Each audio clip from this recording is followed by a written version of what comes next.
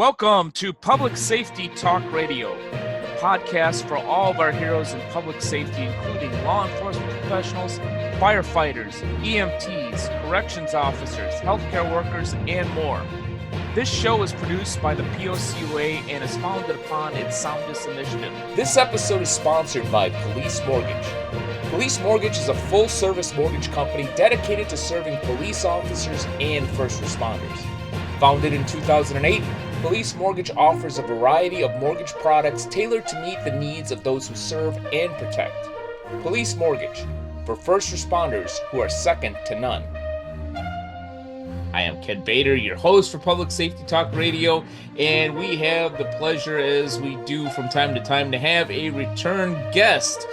We have Chris Luttrell back with us. You may remember that he served our country for over 25 years, or about 25 years. We'll say over 25 years, as both a police officer on American streets and as an airman in Korea and Iraq.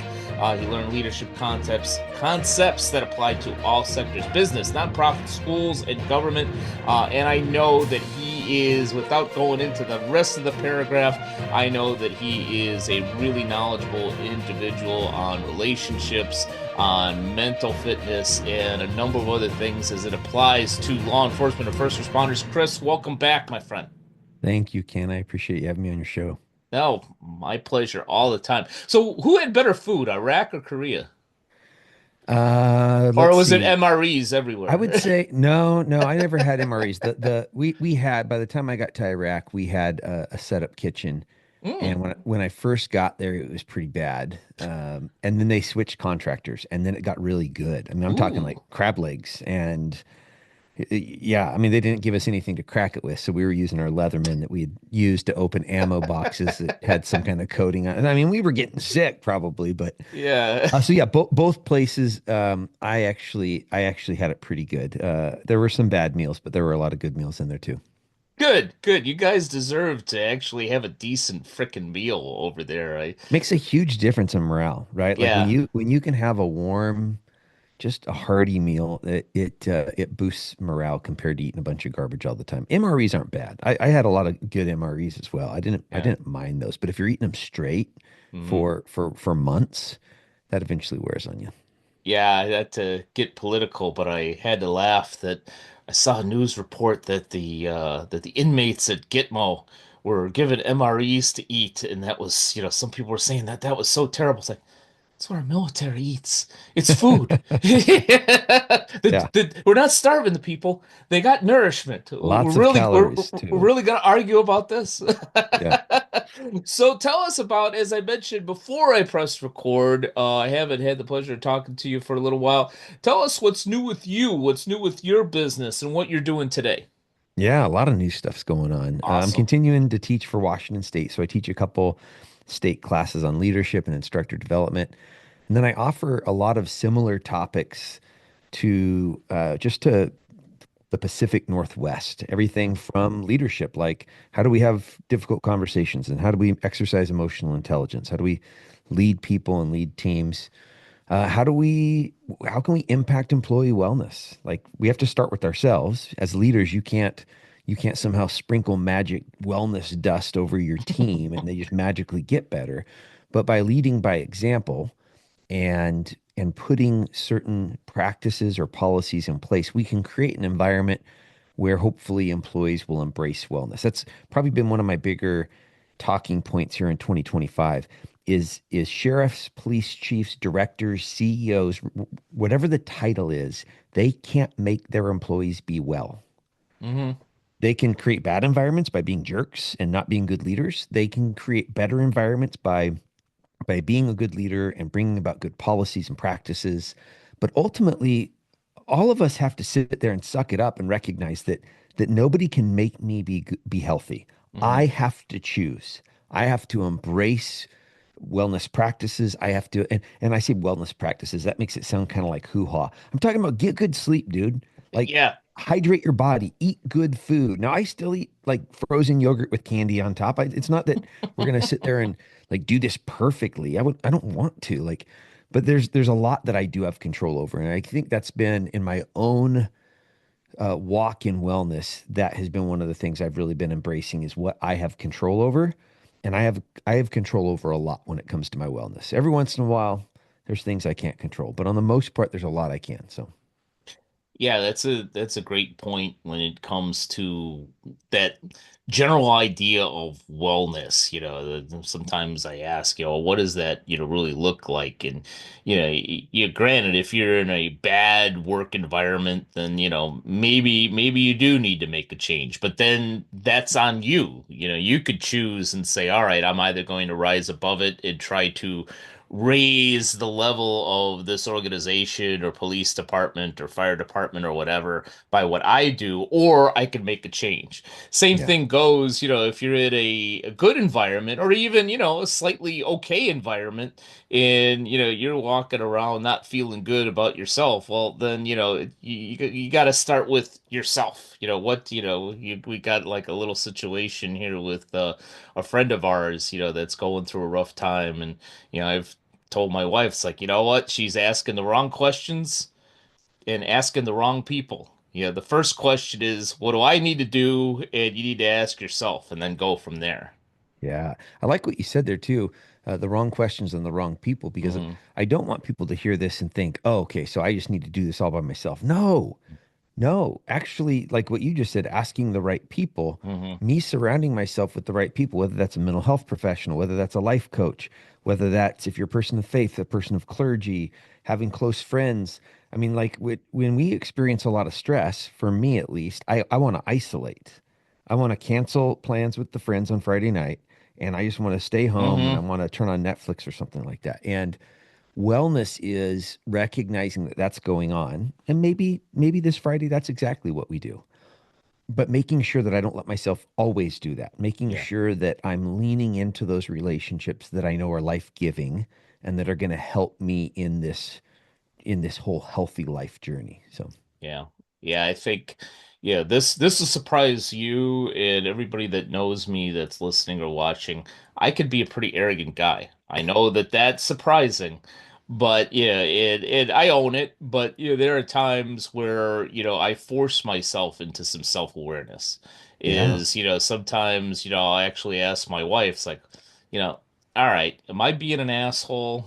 Or do I, have something? And usually the feedback I get is something like, no, there's some legitimacy to what you're doing and saying, but you could do it a little bit better. but your Yeah. delivery, yes. That's some good wisdom. And again, do we listen to those people? So if Yeah. we are asking the questions and if it's the right people, are we going to listen to the feedback we get? You joked just before we hit record about my beard. Well, here Hmm. about a week and a half ago, this beard was about 3 times the size. And I had told my wife, probably back in October or November, I'm going to stop trimming it.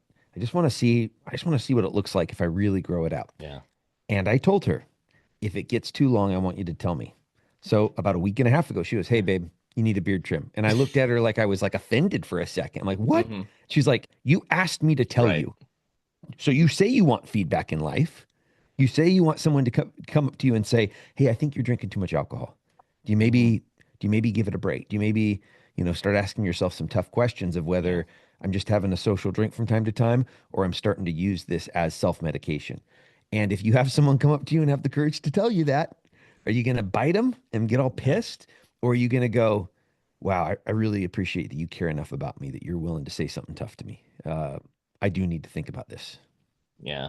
Yeah. Well, I had people brave enough to tell me, maybe you're drinking too much, but I needed I needed to hit some kind of my version of bottom before Yeah. it became a reality. But now, hey, 5 years sober, just a week or so ago. Send me a Oh, chip or a good gift or work. something, will you, Chris?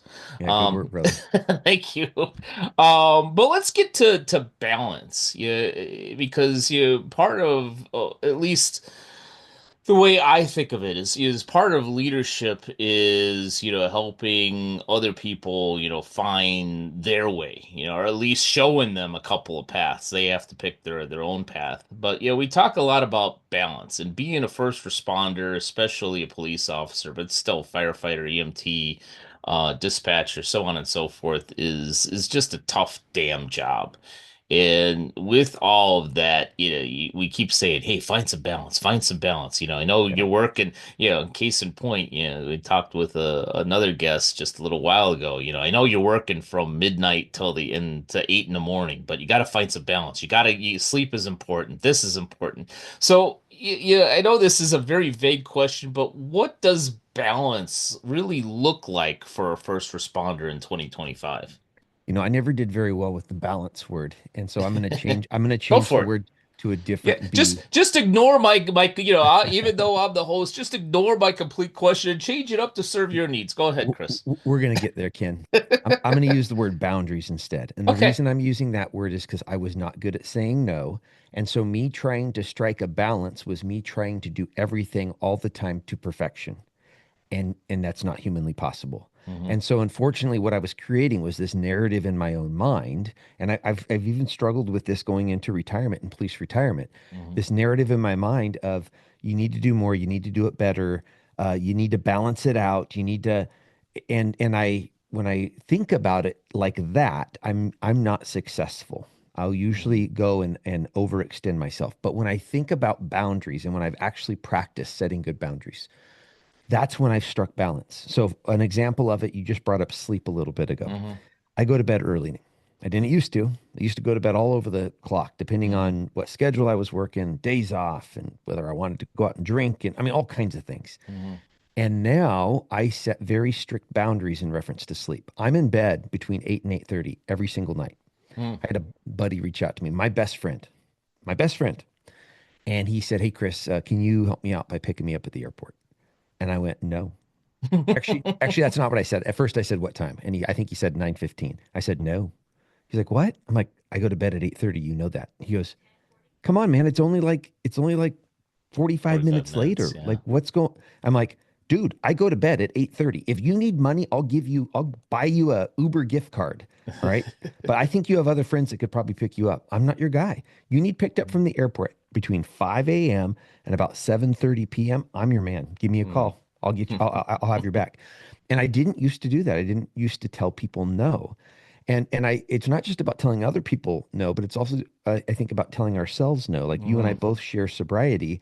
I have to tell myself no, I'm not going to drink. I've had Hmm. a lot go on in the last year. I've had a Hmm. lot of really good reasons to self-medicate and drink a lot of alcohol, and I've wanted to a few times. Hmm. And I've set that boundary. I've told myself no, and that's how I've struck balance. What are the really important things in life? And you can only have, I think, two or three. Hmm. You can't have a dozen really important things. And then if with those really important things, how am I going to structure my life so that I can show up and do these really important things really well?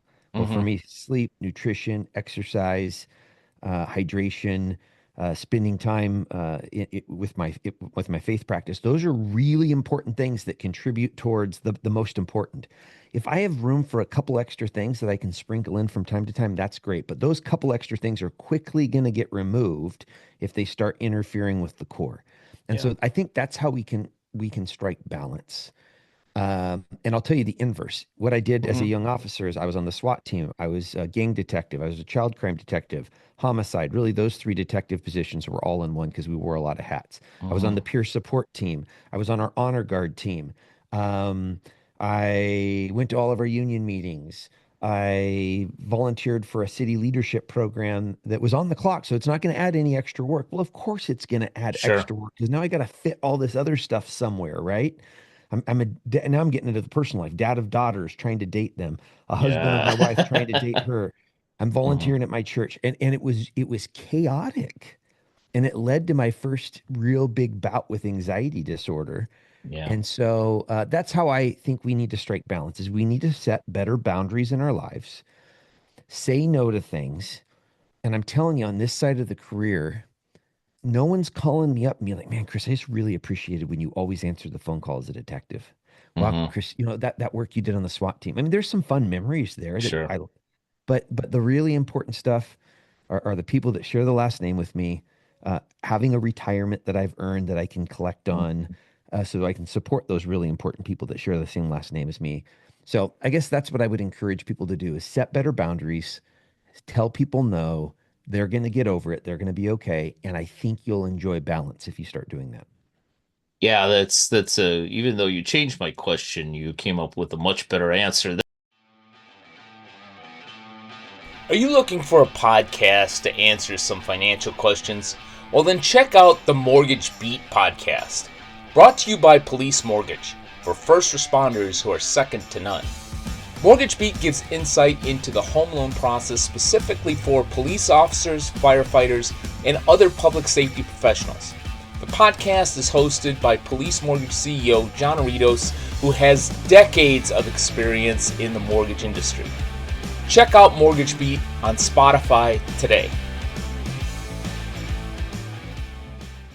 I really like what you said about, those two or three main things. In the consulting I do with businesses, one of the problems I see is not, a lack of goals, it's too many goals. It's like, you want to do 20 things, and I guarantee you 19 of them are either not going to get done or going to get done very, very poorly. Yeah. Let's focus in on three things. Maybe if you can't get it to three, I'll give you a fourth, but let's narrow this down. And from a personal standpoint, to your point, when I decided to get sober, I did a whole reevaluation of, all right, what is it that I really want? And, before it was like, okay, I want to make more money, I want to build this business, I want to do that, I want to do this. And, maybe that contributed to the drinking, maybe it didn't. I don't know. It's irrelevant at this point. But one of the things that I really settled in on is the number one thing is, what I really want. It's like, I want peace. I want to be able to get up and not have to be looking at receipts trying to figure out what I did last night.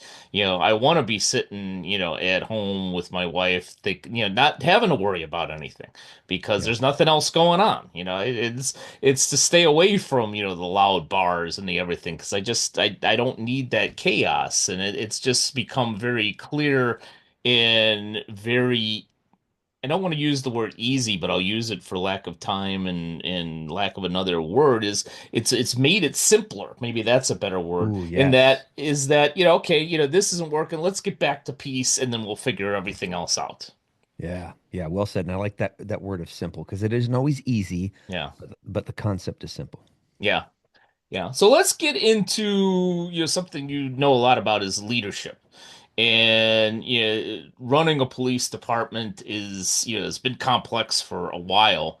And even though the world may be changing a little bit, the world is still, very complex. Yeah, how is leadership or a better way of putting it, what does leadership look like over the next 2 to 5 years for police departments? What do chiefs and other leaders really need to concentrate on? Yeah, boy.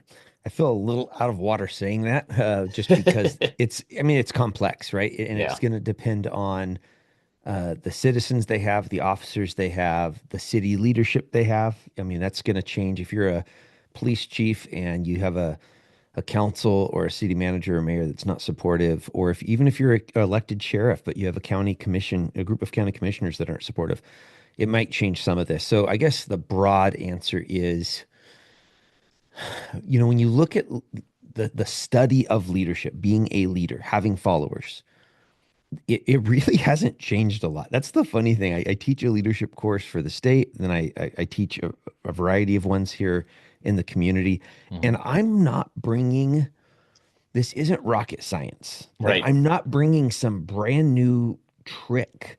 I think that's what we want. It's like, hey, give me the tips and the tricks. Give me the magic pill for leadership. And it's like, um, well, leadership is about building trust in your teams. Hmm.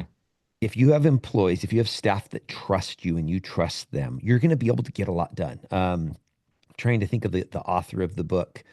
I think it's a Stephen Covey book, The Speed of Hmm. Trust. And he talks about that, the fact that when we have trusting relationships, we can cut through all the BS and we can really get to the heart of what we need to say. And we're able to have dialogue with each other. And so I think sheriffs, chiefs, sergeants, even leaders without rank, I think what we need to do right now is we need to make sure that we're building trusting relationships on our teams, both up and down the chain of command.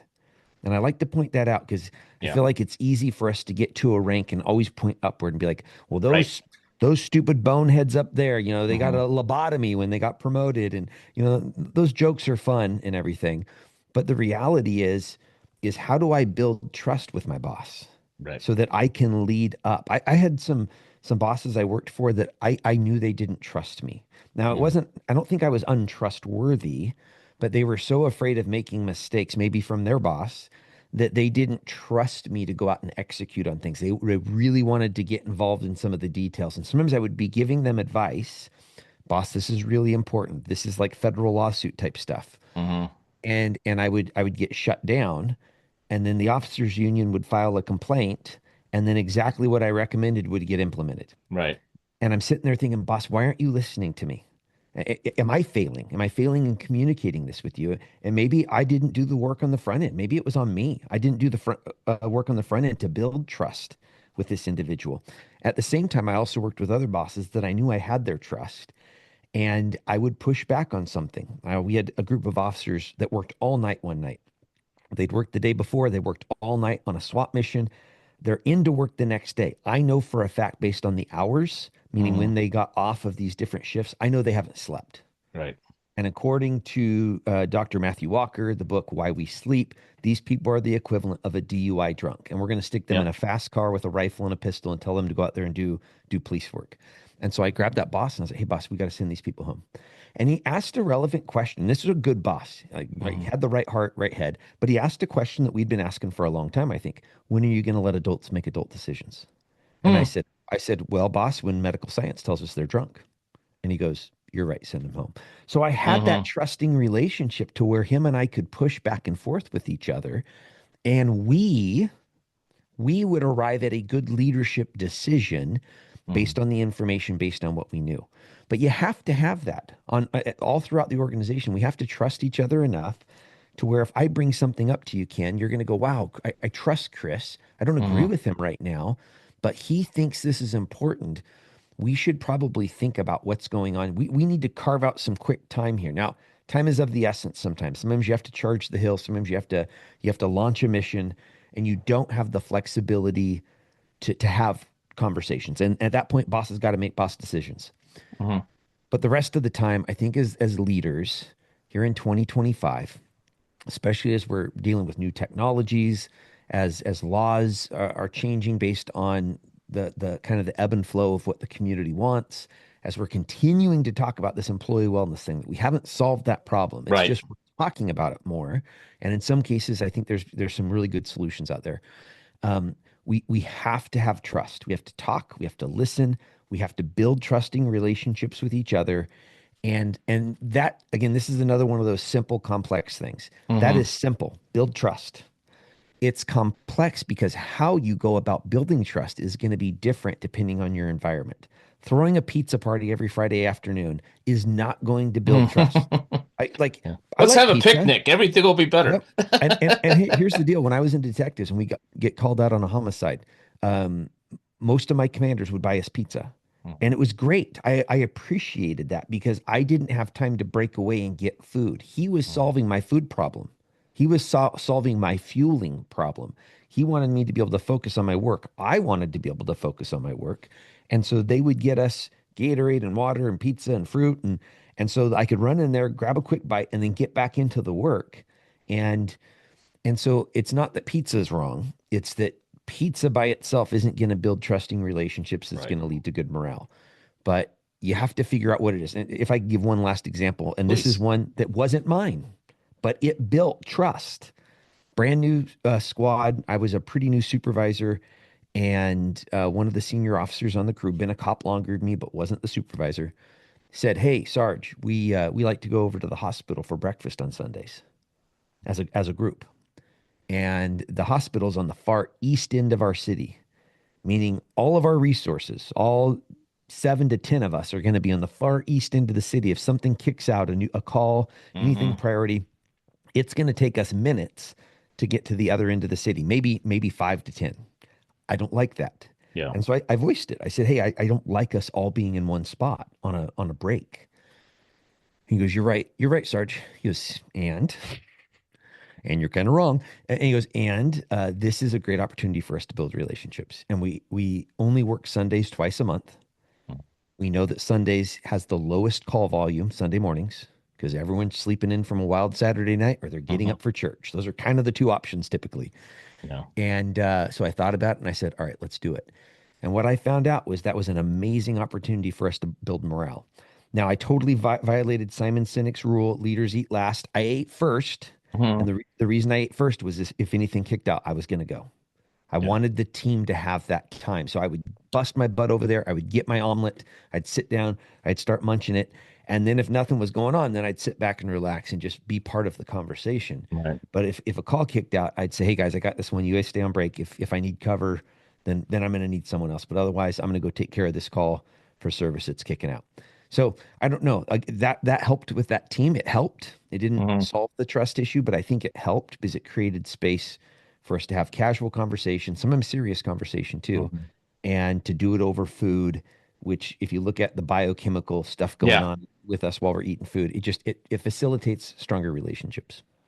Yeah, it's a number of great points there, but one of the last ones you just said is I used to do this years ago when some businesses wanted to do focus groups. So it's just, there's nothing wrong with a focus group, but you're a small business. Let's get a bunch of people. Nobody needs to hide behind a wall or, questions or whatever.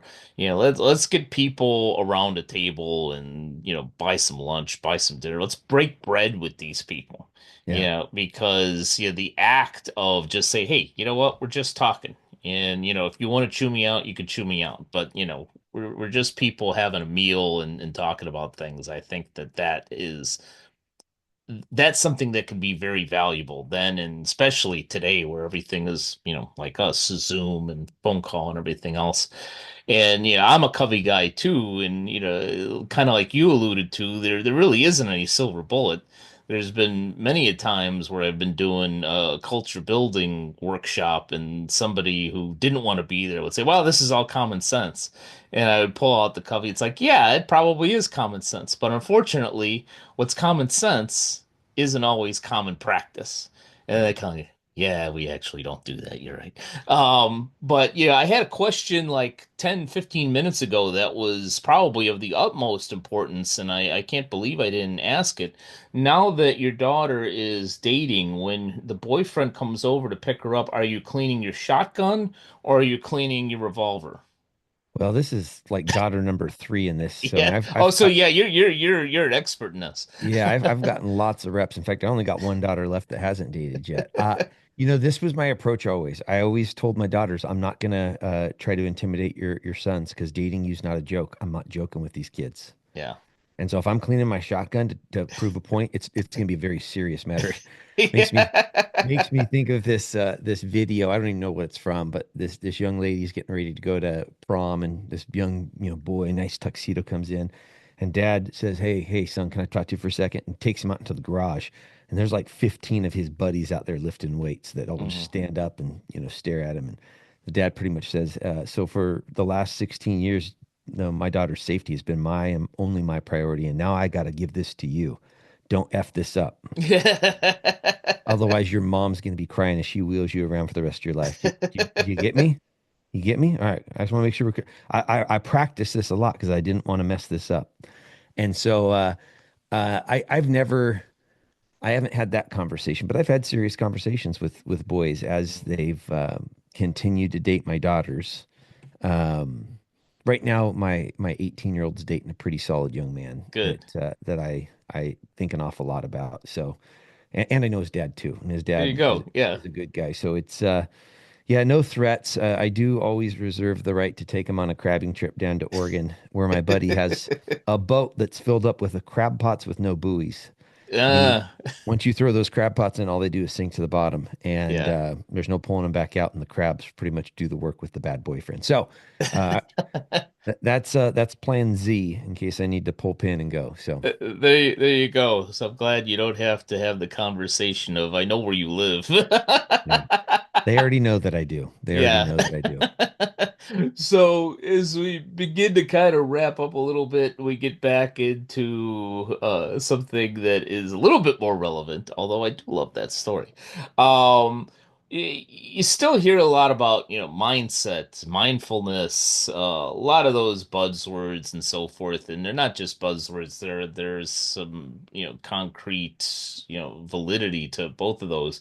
But from a leadership standpoint, how does that mindset play a role, that mindfulness in, your own head? Yeah, I think the narrative that we have going on in our brains has the single biggest impact on our lives. Sure. I was in a funk yesterday. Mm-hmm. I shared with you at the beginning. I teach some jobs for the state due to low enrollment. One of my jobs got canceled due to Mm-hmm. bad scheduling and it being over a holiday weekend. Another one got canceled. So I've had 8 days of work canceled on me in the last week Mm. and a half. Yeah. That's frustrating. Sure. And my boss, the program manager, he's a great guy. I mean, things happen. He can't control enrollment, and then sometimes we just schedule things wrong, and it's what happens. But I was in a mindset funk yesterday, um, and I decided by dinner time I'm not going to be in a mindset funk tomorrow. Mm-hmm. I just made a decision. Like I'm gonna do things that I know make me feel good. I'm gonna Mm-hmm. meet with this Ken Bader guy and I'm gonna do a podcast with him. I have a phone call meeting right after that, and then I'm gonna go out and work out. And actually, before that, all that this morning, I worked on a class that my dad and I are putting together. My dad's a retired police commander, and Nice. him and I are putting this class together. So I got some really good work done on that, and I'm feeling very different today. I was just gonna like I can't control the fact that those classes got canceled. I can't control Right. that money's lost, that I'm not gonna collect that money. And so instead, I'm just focusing on what's in front of me today. And so I mean that plays out in so many different ways in our lives, both in our homes and at work. If you go into your day expecting to have a bunch of problems and a bunch of a-holes and all this stuff, Mm-hmm. you're probably gonna find it. If you go into your day expecting to experience good things, you're probably going to find some of that. Now, this is not a prosperity. Just think about good thoughts. You Yeah. you asked me about the teddy bear up here before. That Mm-hmm. okay? That's my daughter right there wearing those pants, and she died in July. Mm. It's been a tough year. Yeah. There's been days I can't just feel better. I'm Right. mourning the loss of my oldest daughter, and and so like I'm not. There's days that suck, Yeah. and I've really tried hard amongst all of those days that have happened. I've tried hard to be like, you know what? Yeah, that does suck. But you know what? I have three other daughters. Mm-hmm. You know what? I have an amazing wife. I have an amazing Tri-City. That's the region I live in, community Mm-hmm. that came around me and my family in July and loved us and supported us. So where am I going to camp out? Am I going to camp out on the heartache, or am I going to camp out on the other truth that coexists at the same time? And Mm-hmm. that's the all the remarkable support and people and things that I have going on. Well, I really try hard to camp out over here. Every once in a while, I'll find myself in this other camp, frustrated about losing jobs, frustrated about loss in life, Mm-hmm. frustrated about other things. But I just really try to, like you said before, I try to be aware of it, whether someone Mm-hmm. points it out to me or whether I realize where I've put myself mood wise, and then I just shift my mind. I just Mm-hmm. and I have no magic for anyone other than like I said last night at dinner. I'm not going to live tomorrow the way I live today. Yeah. I'm not going to live tomorrow feeling sorry for myself and frustrated. I'm going to instead do intentional things that are going to have better outcomes tomorrow. And then I step into it. And so I know again that's another getting back to I think this is going to be the theme of the show, Ken. Mm-hmm. Simple, Yeah. but not easy. Yeah. You may need support in this. You may need a life coach that's going to train you in this. You may need a mental health professional that's going to train you in how to kind of get out of your own way mentally. You might need to start a new practice of prayer, meditation, of exercise, of whatever that is. I don't know, and that's going to take some work. But again, the concept is simple. Of We actually have control over what we let recycle in our brain over and over and over and over again. And and taking control of that and making sure that what we're allowing to perpetuate through our brain is true and is helpful. Losing my daughter was true. Mhm. Me mourning it every single day, every single hour is not helpful. It's not helpful for me. Deciding to get up today and do the things on my calendar and enjoy it was true, and it's being helpful for me in this moment, literally. So I don't know. That's what I have for folks is recognize that you have control over this. You're not a victim. Mhm. You're not a victim. You have control over this. Figure out what kind of support you need to have the right mindset, and then do those practices or those disciplines to experience the good outcomes from it. Yeah, and obviously this is the first I've heard of your daughter on this episode, so let me say how sorry I am to hear about that, and also say how pleased I am that you received all that support that you talked about. And I think that, focusing on that is very, very healthy. Yeah. Oh, completely. Yeah. Just remarkable financial support. Like Mhm. someone opened a GoFundMe, some close friends, and I was like, absolutely not. Shut it down. Like Mhm. I have money in savings. And my 18-year-old goes, Dad, I disagree with you. I like her. She's a spunky one. She goes, Dad, I think you're wrong. And I'm like, oh. And Jamie, my wife, Jamie, she goes, I think you're wrong too. I'm like, oh, Mhm. okay. Well, tell me why I'm wrong. And they were Mhm. like, we've never been through this before. Yeah. We have no clue what we're up against. And this is literally hours after we found out while we were driving towards the city that she lived in. It was a traffic accident. And um, and my wife and my daughter said, hey, people want to help. People Yeah. want to be on our team right now. And there's not a lot of things that we can actually give them to help us with. Mhm. And so this is something that we can allow them to help us with. And it's literally going to help us. And man, there's so many days, especially in the first probably 3 months, where we just didn't want to cook, Yeah. right? Like we're not a family that eats out a lot, but we had zero motivation, zero energy Mhm. at the end of the day to cook. And so we used the money for whatever it is, Uber Eats. We used the money to go out to eat. We used the money to go to Costco and buy prepared food already, right? That pretty much Yeah. all you got to do is either throw it in the oven or just pull it out of the fridge. And so yeah, yeah, I'm very thankful, and I'm also thankful that I got a wife and Yeah. daughters that aren't afraid from time to time to say, "Dad, you're wrong." Yeah, a lot of times, something tragic happens and, people just want to do something, and they don't know exactly what that is. Actually, you may be familiar with this story. I'm producing a podcast right now called Facing Evil on a couple of police officers that were killed 10 years ago in Sacramento. And the gentleman who's lost his partner in this story is doing a lot of the audio. And one of the things that he talked about is after he lost his partner and after they came back home, they have three sons. And the one thing that he remembered was the love and support that he got because people brought tons and tons and tons of food. And I found this to be kind of humorous. It says, especially mac and cheese, and he loves mac and Oh, cheese. that's perfect then. Yes, that's perfect. Yeah. Yeah, a lot of casseroles, but you know what? Uh-huh. Those are freezable. So Yeah. we threw those in the freezer, and we were still eating some of those up as school started in September, Yeah. a couple months later. So yeah, very yeah, just remarkable support from our family, friends, and community. Yeah. And it's unfortunate, and I wish that hadn't happened to your family. I think that when you go through some of those things, and I've never had to go through that in particular, but have gone through some rough things. I think it helps you to help others later on, because it's not vicarious. You understand it from your own personal standpoint.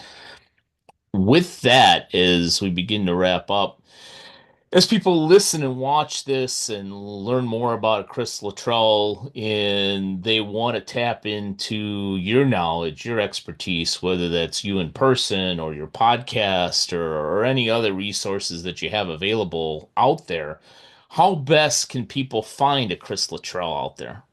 Yeah, probably. I mean, I'm on all the socials, so I'm on LinkedIn. Gravity Chris is my name on LinkedIn.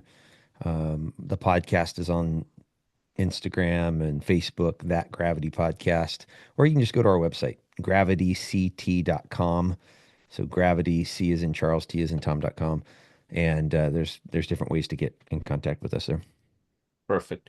Perfect. Well, thanks for coming on the show again. I doubt that this will be the last time you ever come on the show, or we at least get a chance to talk. I appreciate that a conversation with me was a positive in your week and not a negative.